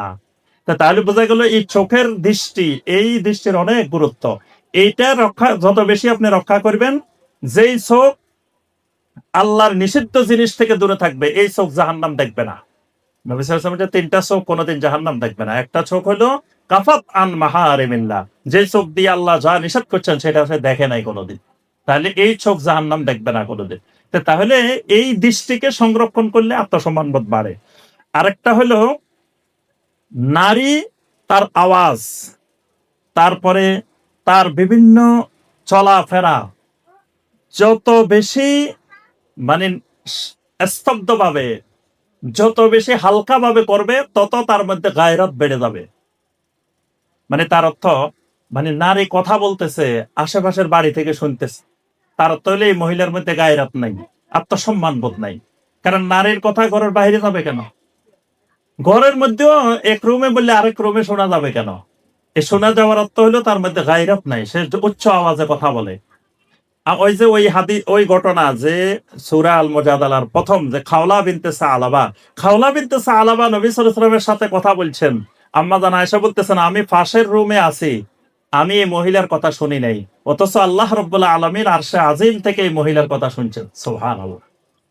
তাহলে মহিলা রাসূলের সাথে কথা বলতেছে, আম্মা জান আয়েশা পাশের থেকে শুনেন নাই। তাহলে এক মহিলার কথা যদি ঘরের বাইরে শোনা যায়, আরেক বাড়িতে শোনা যায়, তার অর্থ হলো তার মধ্যে গায়রত নাই, গায়রতের অভাব। মহিলার চলাফেরা আশেপাশের যেন মানুষ উপলব্ধি করতে না পারে, এইভাবে চলাফেরা। আগের যুগে আমাদের মায়েরা, খালারা, নানিরা এইভাবে চলাফেরা করতো, কিন্তু আপনার পর্দা সহকারে বের হওয়ার পরেও একটা ছাতা নিয়ে মহিলারা বের হইতো রাস্তায়। দেখছেন না এই অবস্থা? মুরব্বীরা দেখছেন, আমরাও কিছু কিছু দেখছি। তারপরে রিক্সায় উঠলে পর্দা সহকারে বোরকা পরে উঠছেন, আবার রিক্সার বাহিরে দিয়ে একটা কাপড় বাঁধিয়ে দিতেন, কাপড় বেঁধে তারপরে রিক্সা করে যাইতেন। তাহলে এইগুলাকে বলা হয় গায়রত। এগুলো হলো গায়রত, এগুলোই হলো আত্মসম্মান বোধ। এই গায়রত এখন আস্তে আস্তে বিলুপ্ত হয়ে গেছে, গায়রত উঠে গেছে। এই জন্য গায়রতটা খুবই গুরুত্বপূর্ণ। এবার আমাদের দ্বিতীয় বিষয় আসি। দ্বিতীয় বিষয় একটু বলি, সেটা হলো আমলে সলেহ। আমলে সলেহ, এখানে দুইটা জিনিস, একটা আমল, একটা সলেহ। আচ্ছা, জান্নাতে যাইতে হলে কয়টা জিনিস দরকার বলেন তো দেখি? এবার আপনারা একটু বলেন, জান্নাতে যাইতে হলে কয়টা জিনিস লাগবে? হ্যাঁ, দুইটা। কয়টা জিনিস? দুইটা জিনিস। দুইটা জিনিস থাকবে আপনার মধ্যে, আপনার জন্য জান্নাত। সুবহানাল্লাহ। কয়টা জিনিস? মাত্র দুইটা জিনিস, বেশি জিনিস না। কোরআনে কারিমের অসংখ্য আয়াত, এক আয়াত না শুধু, অসংখ্য আয়াতে দেখবেন আল্লাহ পাক এই কথা বারবার বলছেন। কোরআনে কারিম প্রথম থেকে পড়ে আসবেন, সূরা আল বাকারার 25 নম্বর আয়াত। আল্লাহ পাক বলতেছেন, ওয়াবাশশিরিল্লাযীনা আমানু ওয়া আমিলুস সলিহাতি আন্না লাহুম জান্নাত। সুবহানাল্লাহ। যে ব্যক্তির কাছে দুইটা জিনিস আছে, আমানু, ঈমানটা ঠিকমতো আছে, ওয়া আমিলুস সলিহাত, আমলে সলে আছে, আন্না লাহুম জান্নাত, এই ব্যক্তির জন্য আল্লাহ রাব্বুল আলামিন জান্নাত রেডি করে রাখছেন। সুবহানাল্লাহ। দুইটা জিনিস আছে, জান্নাত আছে। তাহলে ঈমানের পরে যে জিনিসটা লাগবে সেটা হলো কি? আমলে সলেহ। তাহলে খালি আমল না, কিন্তু আমল থাকলে জান্নাত এই কথা আল্লাহ বলেন নাই। আমল থাকলে জান্নাত এই কথা আল্লাহ পাক বলেন নাই। বলছেন কি? আমলে সলে। আমলের সাথে আরেকটা শব্দ যোগ করা আছে, আমলে সলে। ওয়াল আস ইন্নাল ইনসানা লাফি খুস ইল্লাল্লাযীনা আমানু ওয়া আমিলুস সলিহাত, ওয়া আমিলুস সলিহাত। খালি আমল বলেন নাই, সলিহাত। তা আমলে সলে মানে কি? আমলটা সলে হইতে হইলে এটার জন্য 2টা শর্ত লাগবে, 3টা রোকন লাগবে। কি লাগবে? আমার কথা বুঝছেন? একটা আমল, যে কোনো আমল, শরীয়তের যে কোনো আমল, ইসলামের যে কোনো আমল, দ্বীনের যে কোনো আমল, এটা আমলে সলে হইতে হইলে শর্ত লাগবে কয়টা? শর্ত লাগবে কয়টা? সবাই একটু বলেন কয়টা? 2টা। শর্ত লাগবে কয়টা? 2টা। রোকন লাগবে কয়টা? 3টা। এই তো আমাদের ছাত্রীরা খুব মেধাবী, ওরা মুখস্থ করে ফেলছে। তাহলে এই আপনার রোকন কয়টা? 3টা। রোকন আর শর্ত কি? প্রত্যেকটা ইবাদতের, প্রত্যেকটা আমলের দেখবেন কিছু রোকন আছে, কিছু শর্ত আছে। মানে বাহিরেরটা শর্ত, ভিতরেরটা রোকন। নামাজের আরকান আহকাম আছে না? তো বাহিরেরটা আহকাম, ভিতরেরটা আরকান। মানে ভিতরের গুলা রোকন, বাহিরের গুলা শর্ত। তো এইখানেও যে কোনো আমল যদি সলে হইতে হয়, সলে মানে আল্লাহর কাছে গ্রহণযোগ্য হইতে হয়, যে আমল দিয়ে জান্নাত পাওয়া যাবে এরকম আমল হইতে হয়, তাহলে 2টা শর্ত থাকতে হবে, 3টা রোকন থাকতে হবে। তাহলে এই 5টা জিনিস পাওয়া গেলে ওই আমলটার নাম আমলে সলে। 1 নম্বর জিনিস কি? ওই আমলের মধ্যে ইখলাস থাকতে হবে। ইখলাস মানে আমলটা একমাত্র আল্লাহর সন্তুষ্টির জন্য হইতে হবে, তাহলে এটা আমলে সলে হবে। এখন এমন আমল, এক কামে 2 কাম। এক কামে,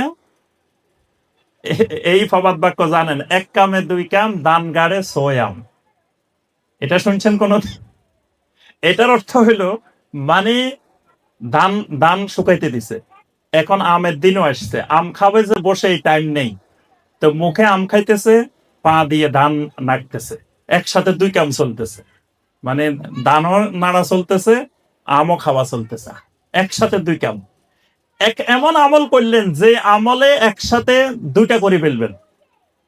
যেমন ধরেন সামনে নির্বাচন আসতেছে, আপনি চিন্তা করলেন এখন একটা কাজ করা যায়, আমার এলাকায় কয়েক ট্রাক ধরেন শাড়ি লুঙ্গি নিয়ে গেলাম, যাই জাকাতটাও দিয়ে ফেললাম, পাশাপাশি ভোটও কিনে ফেললাম।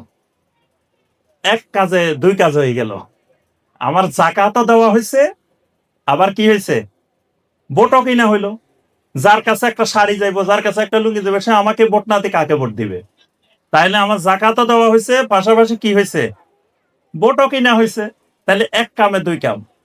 এই জাকাত যদি কয়েকশো কোটি টাকার জাকাতও দে, এটা আমলে সওয়ালে হবে না। কেন আমলে সওয়ালে হবে না?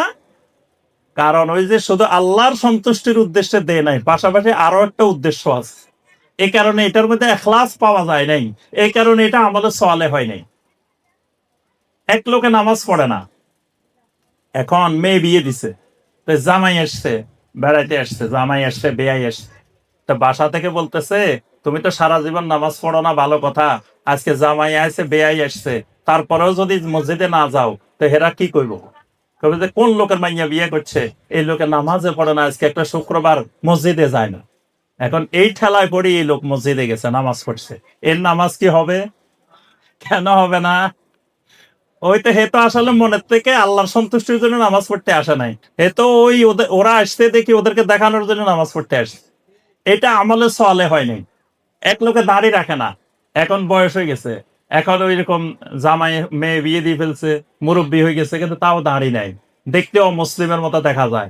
এখন ঘর থেকে কয় কি তুমি বুড়া হয়ে গেছো, এখন মেয়ে বিয়ে দিছো, তাও দাড়ি রাখে না। এর মনে চাইতেছে না দাড়ি রাখতে, কিন্তু ঠেলায় পড়ি বাধ্য হয়ে রাখে দিছে। তো এই যে দাড়ি রাখছে, এটা কি আমলে চলে হবে? হবে না। কেন? ওই যে আমলটার মধ্যে ইখলাস নাই। এরকম শত শত আমল দেখবেন, যে আমল একমাত্র আল্লাহর সন্তুষ্টির জন্য করা হয় না। হজে গেছে, হজের থেকে আসি দেরি, খালি হজটা শেষ করে আসি, নামের আগে সবার আগে আলহাজ এসে যাবে। তাহলে হজ করছে কিসের জন্য? আলহাজ লাগানোর জন্য, এত আল্লাহর সন্তুষ্টির জন্য করে নাই। তাইলে এই আমল আমলে সলে হয় নাই। তাইলে 1 নম্বর শর্ত হলো কি? ইখলাস। 1 নম্বর শর্ত ইখলাস। 2 নম্বর শর্ত মুতাবাআতুস সুন্নাহ। মানে আমলটা করতে হবে রাসূলুল্লাহ সাল্লাল্লাহু আলাইহি সাল্লাম যেই পদ্ধতিতে করেছেন, যেভাবে করেছেন, হুবহু সেইভাবে করতে হবে। এর থেকে বেশিও করা যাবে না, এর থেকে কমও করা যাবে না। নবী সাল্লাল্লাহু আলাইহি সাল্লামের পদ্ধতির বাহিরে করলে এই আমল আল্লাহর কাছে কবুল হবে না। আচ্ছা, নবী সাল্লাল্লাহু আলাইহি সাল্লাম জিকির করছেন কিনা? আল্লাহ রাসূল জিকির করতেন, সাহাবায়ে কেরাম করতেন, করতেন। তা আল্লাহ রাসূল জিকিরের মধ্যে নাচানাচি, লাফালাফি, গান গাইতেন, এখন যদি আপনি জিকির করেন, নাচি নাচি, গান গায় গায়, লাফাই লাফাই, তাহলে এই জিকির সারা জীবন করতে পারবেন, কিন্তু আল্লাহর কাছে এই জিকির কবুল হবে না। কেন হবে না? কারণ নবী সাল্লাল্লাহু আলাইহি সাল্লাম, সাহাবায়ে কেরাম এই পদ্ধতিতে জিকির করেন নাই। রাসূলের পদ্ধতিতে, সাহাবায়ে কেরামের পদ্ধতিতে না হওয়ার কারণে আমলটা আমলে সালেহ হয় নাই। এই আমল আল্লাহ কবুল করবেন না। আসেন এবার ভিতরের রোকন তিনটা, এই দুইটা হলো শর্ত। এবার আসেন রোকন তিনটা। 1 নম্বর রোকন, আপনি আমি যখন ইবাদতটা করব, যে কোনো আমল করব, খাউফ থাকতে হবে, আল্লাহর ভয় করতে হবে, আল্লাহর ভয়। অন্তরের ভিতরে আল্লাহর ভয় থাকতে হবে। আল্লাহর ভয়ে আপনি যখন আমল করবেন, ইবাদত করবেন, তখন এই আমলটা আমলে সালেহ হবে। এই জন্য দেখেন, সালাম ফিরাই আমরা, আসসালামু আলাইকুম রহমতুল্লাহ, আসসালামু আলাইকুম রহমতুল্লাহ। সালাম ফিরানোর পরে কি বলি? কি বলি এরপরে? আস্তাগফিরুল্লাহ, আস্তাগফিরুল্লাহ, আস্তাগফিরুল্লাহ।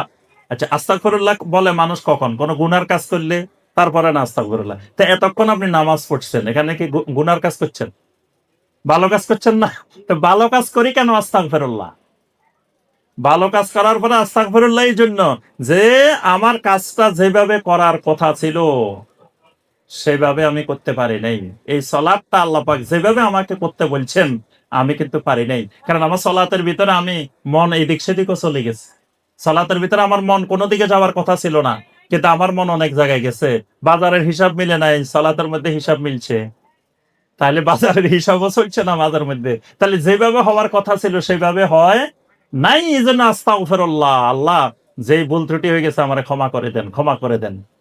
তাহলে এই যে আল্লাহর ভয়, ভয় নিয়ে ইবাদত করতে হবে, এটা ইবাদত আমলের রকম, তখন এটা আমলের চলে। আরেকটা হলো মহব্বত, আল্লাহর ভালোবাসা নিয়ে আমল করতে হবে। আল্লাহর ভালোবাসা থাকলে আমলে মজা পাবেন। আল্লাহর ভালোবাসা নাই, তাহলে মনে হবে যে আপনি আমল করতে আসছেন, জেলখানার মধ্যে বন্দী হয়ে রয়েছেন। কতক্ষণে সালামটা হইব ততক্ষণে দৌড়। আমার এক মসজিদের মুসল্লি, বিশাল সংখ্যক মুসল্লি রাস্তায় নামাজ পড়ে। তো আমি, মসজিদ কমিটি বারবার খালি বলে যে যে আপনি একটু বলে দেন যে 4 তলা জায়গা খালি আছে, মানুষ যেন 4 তলা যায়। তা আমি অনেক বুঝে শুনে চাইছি, কেউ যায় না, 4 তলায় যায় না। রাস্তায় পড়াতে খুশি। তা আমি পরে রাস্তায় যারা নামাজ পড়ে এরকম কয়েকজনকে জিজ্ঞাসা করলাম, ভাই এত ওয়াজ করি, এত বুঝে, আপনারা 4 তলায় যান না কেন? আপনারা রাস্তায় পড়েন কেন? রাস্তায় ময়লা আবর্জনা ধুলা বালি, ওখানে পড়তে এত পছন্দ, উপরে এত সুন্দর জায়গা, এখানে পড়েন না? তো বলে যে আপনারা কেমনে বুঝাই, আমরা তো আপনি যখন বলেন আসসালামু আলাইকুম রহমতুল্লাহ, আসসালামু আলাইকুম, সালামটা ফিরানোর দেরি, আমাদের দৌড় দিতে দেরি নেই, সালামের আগেই দৌড়। কিন্তু 4 তলায় গেলে আমরা তো নামতে নামতে আধা ঘন্টা লাগবে। তাহলে আমরা ওখানে উঠবো কেন? এখানে তো আমরা কোন রকম খালি আপনি সালামটা ফিরাইবেন, দিমো দৌড়। আর ওখানে গেলে তো আর নামতে পারবো না। তাহলে এই যে আল্লাহর ইবাদতে সে মজা পায় নাই, এবাদতে মজা নাই, এবাদতটা মনে হচ্ছে সে জেলখানার মতো বন্দি, কেমনে দৌড় দিব এই চিন্তায় আছে। তার অর্থ হলো মহব্বত। 5 নম্বর, প্রত্যেকটা এবাদতের ভিতরে আশা থাকতে হবে, আল্লাহর কাছে আশা। আমলটা করতেছি, আল্লাহ আমার আমলটা কবুল করবেন, এই আশা নিয়ে করতে হবে। নিরাশ হওয়া যাবে না, যে মনে হয় আমার আমল আল্লাহ কবুল করবেন, এরকম হতাশ হওয়া যাবে না। আশা থাকতে হবে আল্লাহর কাছে, আল্লাহ আমাকে এই আমলের বিনিময়ে সওয়াব দিবেন, আল্লাহ এই আমলের বিনিময়ে আমাকে জান্নাত দিবেন, এই আশা থাকতে হবে। তাহলে এই তিনটা হলো রোকন: ভয়, মহব্বত, আশা। এই 5টা থাকলে এটার নাম আমলে সলেহ।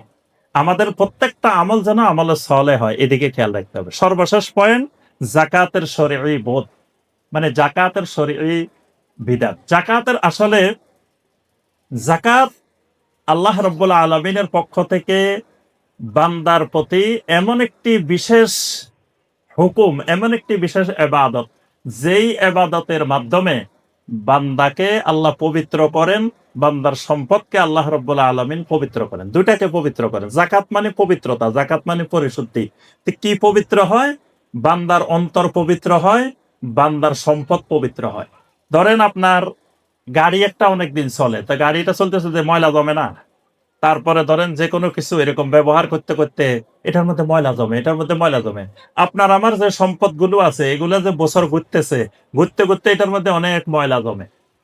এগুলো জাকাতের মাধ্যমে এই ময়লাটা পরিষ্কার হয়, এবং এই জাকাতের মাধ্যমে আপনার আমার অন্তরটাও পরিষ্কার হয়। কারণ মানুষের অভ্যাস, মানুষ যান চলে যায়, তার টাকা বাইর করে না। দেখবেন আমাদের দেশে যারা এই সব বক্তা কালেকশন করতে পারে না, যে কিছু বক্তা আলাদা থাকেন যারা মানুষের টাকা বাইর করতে পারেন, টাকা মানে মানুষের টাকা কালেকশন করতে পারেন।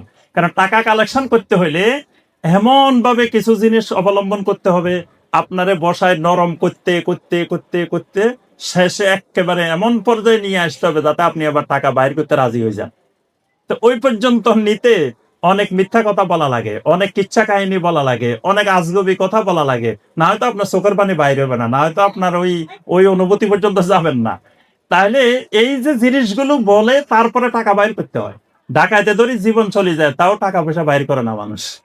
তাহলে তার অর্থ কি? টাকা পয়সা বাইর হওয়া খুব কঠিন।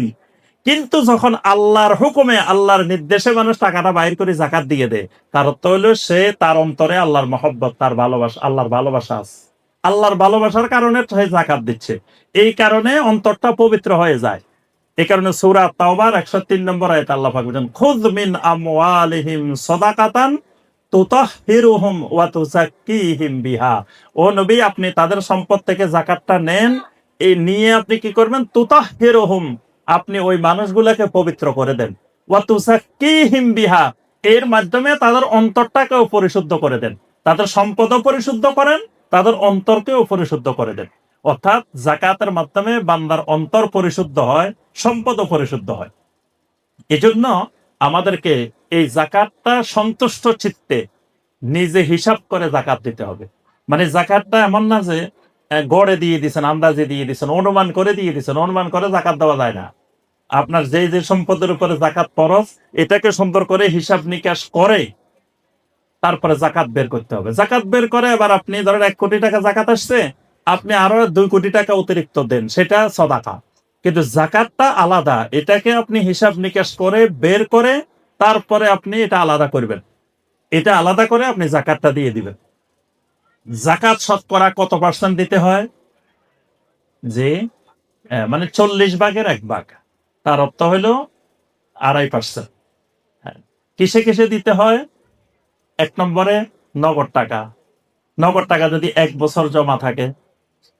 তারপরে আপনার ব্যবসা বাণিজ্যের পণ্য, আপনার ব্যবসা বাণিজ্যের মধ্যে যে টাকা খাটতেছে এই টাকা, ব্যবসা বাণিজ্যের মাধ্যমে যে জিনিসে হোক, ধরেন আপনার বসবাসের বাড়ির উপরে জাকাত নাই, কিন্তু বাড়িটা যদি ব্যবসার বাড়ি হয়, মানে আপনি বাড়ি বানায় বিক্রি করেন, ফ্ল্যাট বানায় বানায় বিক্রি করেন, তাহলে এই বাড়িটা আপনার ব্যবসার বাড়ি, তখন এই বাড়ির উপরে জাকাত আসবে। আপনি যদি গাড়ি বিক্রি করেন, গাড়ির ব্যবসা, আপনার গাড়ির এটা ব্যবসার পণ্য হিসাবে পুরা গাড়ির উপরে জাকাত আসবে। কিন্তু যদি গাড়ি আপনার নিজের মালিকানা হয়, মানে ব্যবহারের জন্য হয়, তাহলে আপনার এই গাড়ির উপরে জাকাত আসবে না। এইভাবে প্রত্যেকটা জিনিসের শরীয়ী বিধান আছে। ফসলেরও জাকাত দিতে হয়, ফসলেরও কি দিতে হয়? জাকাত দিতে হয়। 653 কেজি ফসল হইলে, আপনার ধান হোক, যে কোনো ফসল হোক, মিনিমাম 653 কেজি যদি ফসল উৎপন্ন হয়, আপনাকে জাকাত দিতে হবে। এটার জন্য 1 বছর অতিবাহিত হওয়া শর্ত না। এটা যখনই উৎপাদিত হবে, বছরে যদি 3 বারও পান, 3 বারই দিতে হবে ফসলের জাকাত, ফলের জাকাত। এগুলো 653 কেজি হইলে, বৃষ্টির পানিতে হইলে আপনার 5%, মানে বৃষ্টির পানিতে হইলে 10 ভাগের 1 ভাগ, 10 ভাগের 1 ভাগ মানে 10%। আর যদি সেচের পানিতে হয় তাহলে 5%। এইভাবে হিসাব করে আপনার ফসলেরও জাকাত দিতে হবে। জাকাত গুলো দেওয়ার সময় খেয়াল করতে হবে কোথায় দিচ্ছেন। জাকাতের আল্লাহ পাক খাত নির্ধারণ করে দিচ্ছেন। খাত হলো 8টা খাত। এই 8টা খাতের মধ্যে জাকাতটা যাচ্ছে কিনা এটা খেয়াল করতে হবে। তবে জাকাতের 8টা খাতের মধ্যে অন্যতম একটা খাত ফি সাবিলিল্লাহ। ফি সাবিলিল্লাহ মানে আল্লাহর রাস্তায়। আল্লাহর রাস্তা কোনটা? আল্লাহর রাস্তা বলতে অনেকগুলো আল্লাহর রাস্তা, তার মধ্যে এলেম হলো অন্যতম একটা আল্লাহর রাস্তা। কারণ নবী সাল্লাল্লাহু আলাইহি ওয়াসাল্লাম বলেছেন, মান খারাজা ফি তলাবিল ইলমি ফাহুয়া ফি সাবিলিল্লাহ হাত্তা ইয়ারজিআ। মানুষ যখন আল্লাহর দ্বীন শেখার জন্য, ইলম শেখার জন্য বের হয়, এই যে আপনারা বাড়ি থেকে বের হইছেন, এখানে যে সময় দিচ্ছেন, এটা আপনারা জিহাদ ফি সাবিলিল্লাহর সওয়াব পাবেন। এটা জিহাদ ফি সাবিলিল্লাহর মধ্যে আছেন এখন বর্তমান পর্যন্ত, যতক্ষণ বাড়িতে না যাবেন এতক্ষণ আপনারা জিহাদের মধ্যে আছেন। ইলম সবচেয়ে বড় জিহাদ। ইলম জিহাদের 1 নম্বর অস্ত্র। কারণ ইলম বিহীন জিহাদ করলে ওটা জিহাদ হয় না। তাহলে ইলম অর্জন করার যে খাত, ধরেন শিক্ষার জন্য, দ্বীন ইলম শিক্ষার জন্য আপনি আপনার জাকাতের অংশ ব্যয় করতে পারেন, এবং এটা সর্বোত্তম খাত। এবং সবচেয়ে কল্যাণকর সাদাকায়ে জারিয়ার খাত। আপনি ধরেন এই আপনার জাকাতের মাধ্যমে একটা প্রতিষ্ঠানে, ধরেন এই প্রতিষ্ঠান, এই যে আমাদের এই আল হেসান, এই যে প্রতিষ্ঠান, এখানে ডেভেলপমেন্ট সেন্টারে যে মাদ্রাসাগুলো আছে, এতিমখানা আছে, এখানে যে মেয়েগুলো লেখাপড়া করতেছে, ধরেন যে এতিম মেয়েগুলো লেখাপড়া করতেছে বা যে দরিদ্র মেয়েগুলো লেখাপড়া করতেছে, এগুলোর খাতে যদি আপনি জাকাত ব্যয় করেন, তাহলে এলেমের ক্ষেত্রে এলেমের পৃষ্ঠপোষকতা আপনি ব্যয় করলেন। এগুলো শিখবে, এরা শিখি এদের পরবর্তী প্রজন্মকে শিখাবে, অন্যদেরকে শিখাবে, কেয়ামত পর্যন্ত এই শিখার সিলসিলা চলতে থাকবে। আপনার আমলনামায় কেয়ামত পর্যন্ত ওই যতজন শিখবে, যতজন কেয়ামত পর্যন্ত চলতে থাকবে, ওইটার সওয়াব, ওইটার ফজিলত আপনার কবরে যাইতে থাকবে। সুবহানাল্লাহ। আমরা অন্যান্য খাতে যখন দিই, অন্যান্য খাতেও দেওয়ার ইসলামের বিধান আছে। ধরেন ফকিরকে দিলাম, মিসকিনকে দিবেন। বাংলাদেশে অধিকাংশ ফকির মিসকিন নামাজ পড়ে না। কি আমার কথা ঠিক আছে?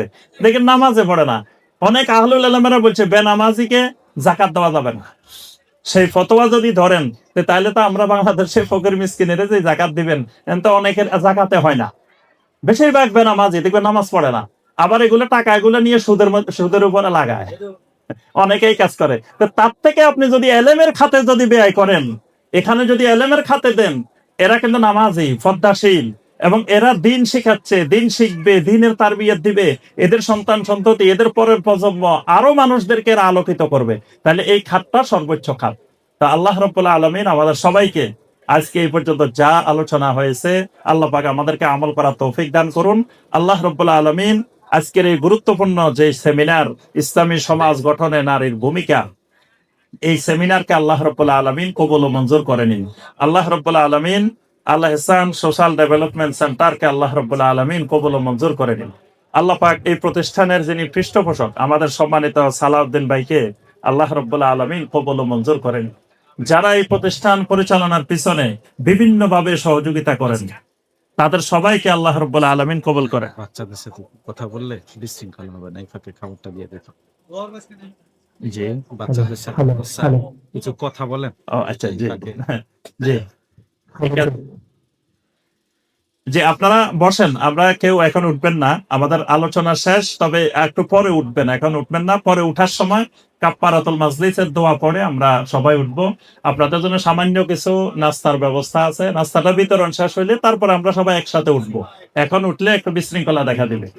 আচ্ছা, তো আমাদের এই এখানে ছাত্রীরা এখানে আছো, আলহামদুলিল্লাহ।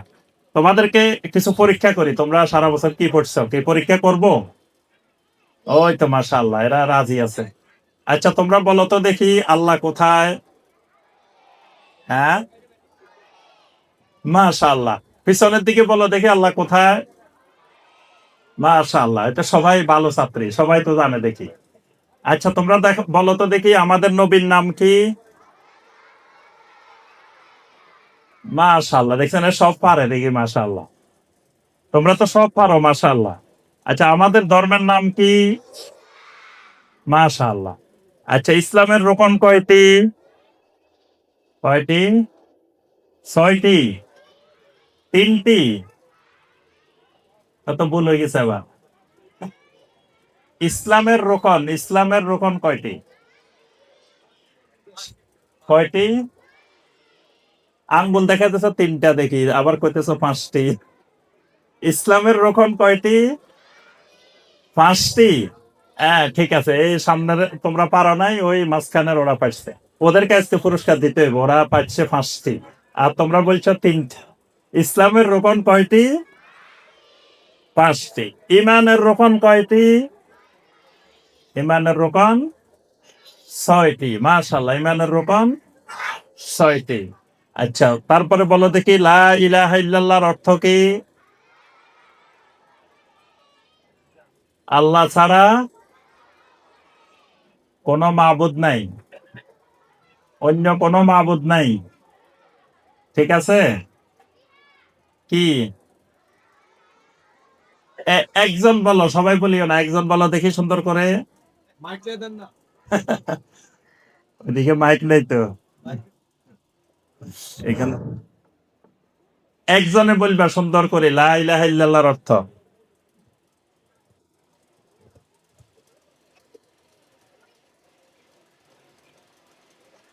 কে বলবা দেখি, বলো দেখি। তোমার নাম বলবা আগে, তোমার নাম বলি, তারপরে কোন ক্লাসে পড়ো, তারপরে বলো। আসসালামু আলাইকুম ওয়া রাহমাতুল্লাহি ওয়া বারাকাতুহু। ওয়ালাইকুম আসসালাম রহমতুল্লাহ। আমি তাবাসসুম আক্তার তুবাম। আমি হেফজ শাখায় পড়ি। আল্লাহ ছাড়া সত্য কোনো উপাস্য নেই।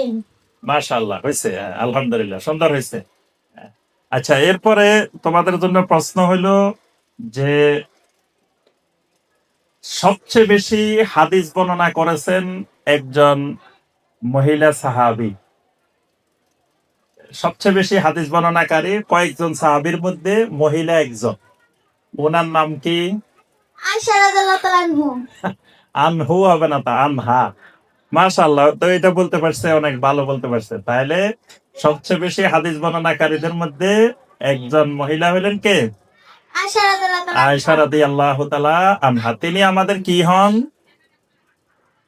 আম্মা জান। তিনি আমাদের আম্মা জান। আচ্ছা, নবী সাল্লাল্লাহু আলাইহি সাল্লামের মেয়ে কয়জন? চারজন। চারজন। চারজন মেয়ের নাম বলো দেখি। এই সব একজনে বললে কেমনে হবে, আরেকজনে বলো। হ্যাঁ। চারজন মেয়ের নাম বলো, আল্লাহ রাসূলের চারজন মেয়ের নাম। কে বলবা?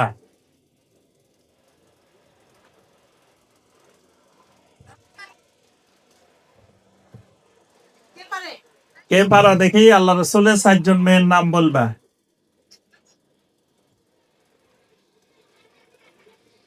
পারে না নাকি? যে পারো বলো, বলো তাড়াতাড়ি বলো।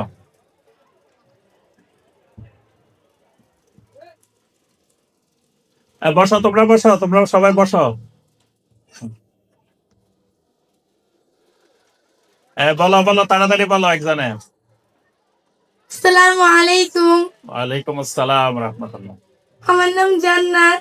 আমি মাদানী নিসাবে পড়ি। হযরত ফাতেমা রাদিয়াল্লাহু তাআলা আনহু, হযরত ফাতেমা রাদিয়াল্লাহু তাআলা আনহা, হযরত উম্মে কুলসুম রাদিয়াল্লাহু তাআলা আনহা, হযরত রুকাইয়া রাদিয়াল্লাহু তাআলা আনহা, হযরত রুকাইয়া রাদিয়াল্লাহু তাআলা আনহা। রুকাইয়া তো দুইবার হয়ে গেছে, আরেকজন বাকি রয়ে গেছে, আরেকজনের নাম। হযরত জয়নব রাদিয়াল্লাহু তাআলা আনহা। হ্যাঁ, মাশাআল্লাহ। তবে সিরিয়াল এলোমেলো হয়ে গেছে, ছোট থেকে বড়র দিকে চলে গেছে। সিরিয়াল আগে আসবে জয়নাব রাদিয়াল্লাহু তাআলা আনহা থেকে। জয়নাব রাদিয়াল্লাহু তাআলা আনহা সবার বড়। প্রথমে জয়নাব রাদিয়াল্লাহু তাআলা আনহা, তারপরে রুকাইয়া রাদিয়াল্লাহু তাআলা আনহা, তারপরে উম্মে কুলসুম রাদিয়াল্লাহু তাআলা আনহা, তারপরে ফাতেমা রাদিয়াল্লাহু তাআলা আনহা। এই চারজন, ঠিক আছে? আচ্ছা, এরপরে বলবা যে কোরআনে কারিমে একজন নারীর নামে একটা সূরা আছে। ওই সূরাটার নাম বলো দেখি। কোন? সূরা মারিয়াম। মাশাআল্লাহ, হ্যাঁ, সূরা মারিয়াম। আচ্ছা, একজন মহিলার কথা আল্লাহ পাক সরাসরি শুনছেন। কাদ সামি আল্লাহু কাওলাল্লাতী তুজাদিলুকা ফী যাওজিহা। এই মহিলার নাম কি? এটা কঠিন প্রশ্ন হয়ে গেছে এটা। হ্যাঁ, না না, হয় নাই। এটা হলো খাওলা বিনতে সালাবা। খাওলা বিনতে সালাবা রাদিয়াল্লাহু তাআলা। ফেরাউনের স্ত্রীর নাম কি ছিল? আসিয়া। আসিয়া। কি ওনার নামের আর কিছু হবে না, খালি আসিয়া। হযরত আসিয়া রাদিয়াল্লাহু তাআলা আনহা। রাদিয়াল্লাহু তাআলা। ঠিক আছে, ইনশাআল্লাহ আজকে শেষ। তোমরা পারছো, মাশাআল্লাহ, খুব ভালো করছো। আল্লাহ পাক তোমাদের ইলম আরো বাড়িয়ে দিক। আল্লাহ পাক তোমাদের ইলমের মধ্যে, আমলের মধ্যে বারাকা দান করুক। আল্লাহ পাক এই প্রতিষ্ঠানকে কবুল করে নিন। আমরা কাফারাতুল মাজলিসের দোয়া পড়তে পড়তে উঠি। সুবহানাকা আল্লাহুম্মা ওয়া বিহামদিকা আশহাদু আল্লা ইলাহা ইল্লা আনতা আস্তাগফিরুকা ওয়া আতুবু ইলাইক।